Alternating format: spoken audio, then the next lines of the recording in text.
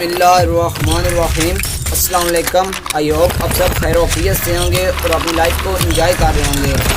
अच्छा, अब हम अपनी लाइफ को किस तरह एंजॉय कर सकते हैं? लाइफ को एंजॉय करने के लिए ज़रूरी नहीं आप किसी बहुत ज़्यादा बड़ी फील्ड में आप सर्व कर रहे हों।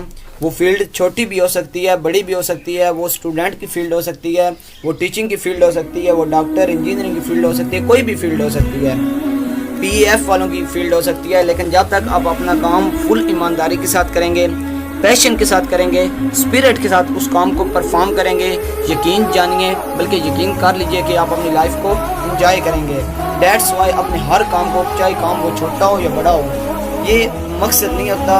अगर अपने काम को प्यार मोहब्बत के साथ, पैशन के साथ, स्पिरिट के साथ करते हैं तो आप अपनी लाइफ को एंजॉय करेंगे।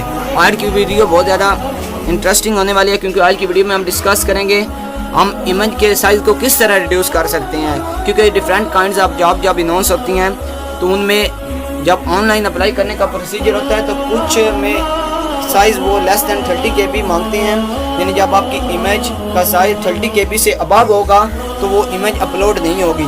अब हम उस इमेज के साइज़ को नॉर्मल रूटीन में अगर मैं बात करूँ तो हमारी इमेज का साइज़ तकरीबन 1 MB हो तो उसको किस तरह हम कंप्रेस करके लेस दैन 30 KB तक ला सकते हैं।